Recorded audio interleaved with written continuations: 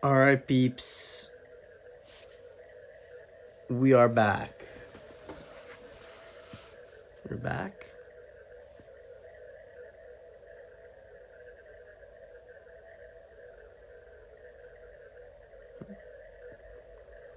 We're back, guys. How's the chat? How's the chat looking? There we go. What's up? What's up? What is up, my peeps? What's up, my peeps? So we are.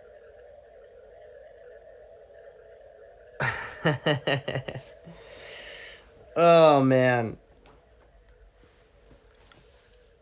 Oh man. What's up, guys? What's up? Back with the COVID Cabal. We're back again. COVID Cabal back again. Hey, Pat, I'm really happy to hear that. Let's talk about the masterclass, guys, if you haven't gotten it. I'm glad you're enjoying it, brother. I'm glad you're enjoying it. What is up, peeps? I know this is a late show. I don't have a lot of time. But I did want to check in. I felt bad that it's been 2 weeks. I was just kind of like, all right, I'll just say a couple things here. Because I feel like not a lot's happened, even though I know a lot has happened. It's just that I think the expectation has been that it was going to be a little bit more flashy. And I'm just going to tell you guys a few of the the frenzy box behind the couch cushion. I'm just gonna tell you guys some of my current thoughts on things.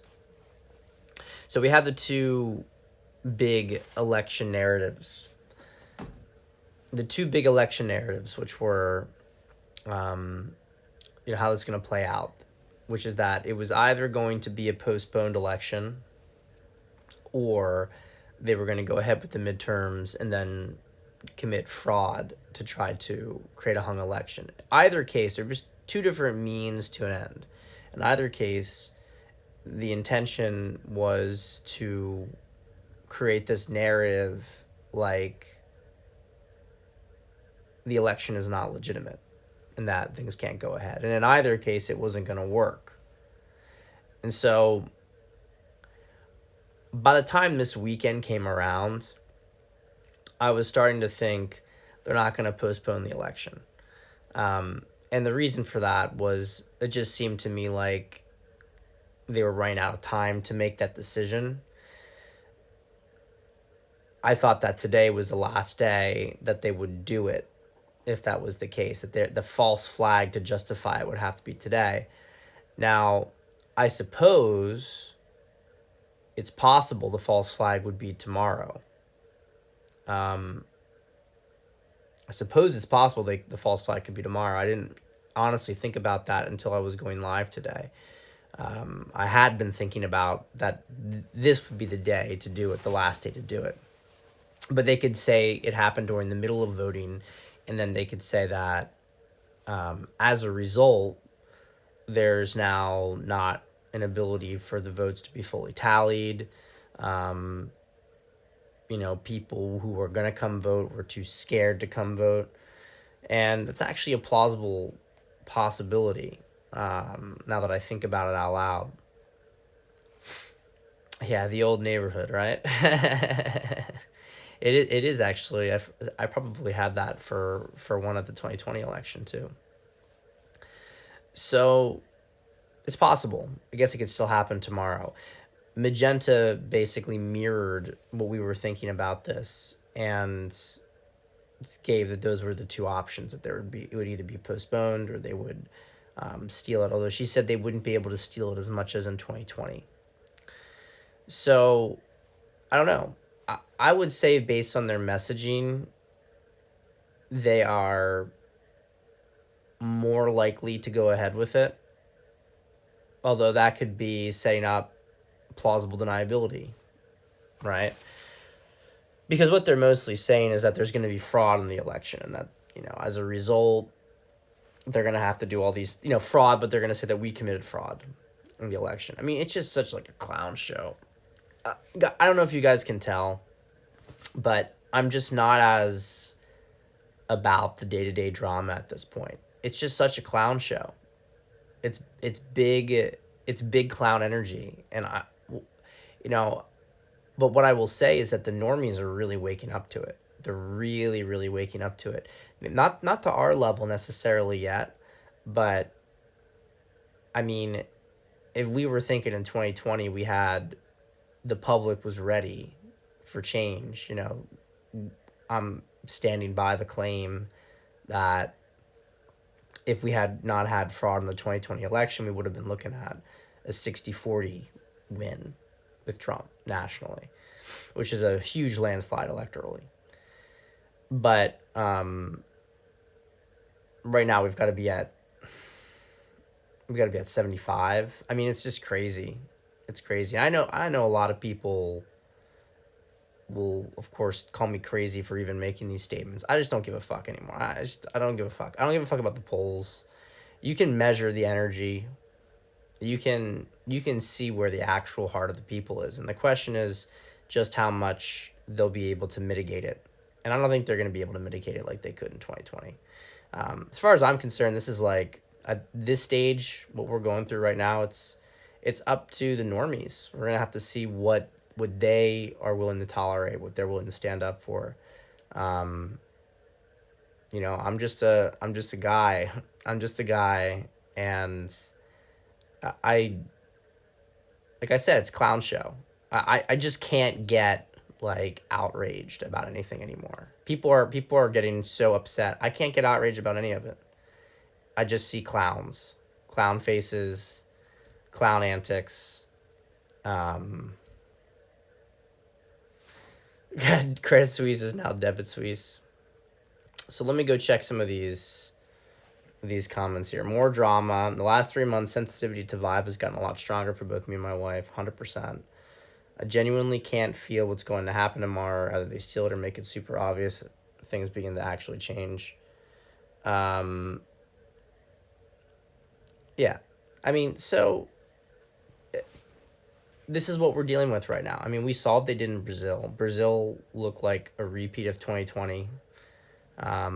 They're censoring accounts all over who did it. For those of you who are not aware of what happened in Brazil, about a week ago, there was the Brazilian election. And Bolsonaro won handedly across the entire country, except for the northeastern state, which is heavily controlled by the cartels. And they just sort of ran up the score there. Tons of evidence of voter fraud. And then you also have the Supreme Court in the country, which basically stopped Bolsonaro from being able to campaign because his campaigns were disinformation. And now you've taken down the Twitter accounts of the top congressional candidates or victors even in the election. These same judges have removed them. So, I mean, basically, the judge was the judicial system was interfering with the presidency. These systems are just so broken, and I don't really know what else to say about it. Now, I will say this, though, to all the people who are saying the only way is the military. Well, what military? What military? What military? You know? Got to be specific about this stuff, because the reality is that the military is just as captured as all the other institutions. I mean, I won't say just as captured, but it is captured. Let's look at Brazil, for instance. Bolsonaro is a former army captain and has great support within the rank and file in the military. The Brazilian population is, I mean, we are talking millions in every city across the country are out in protesting what happened. The military, I don't think is going to do anything. Bolsonaro didn't concede, as far as I understand. He allowed the transition of power to go forward, but he didn't concede. And And yet,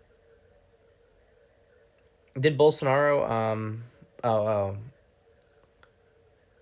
you're talking about your friend. I thought Bolsonaro went to the U.S. Interesting.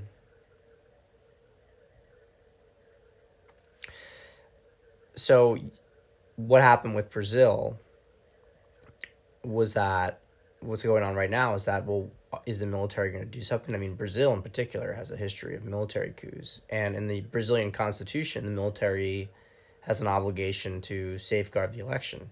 But I don't think anything's going to happen with the military because the top brass of the Brazilian military is completely bought out by China.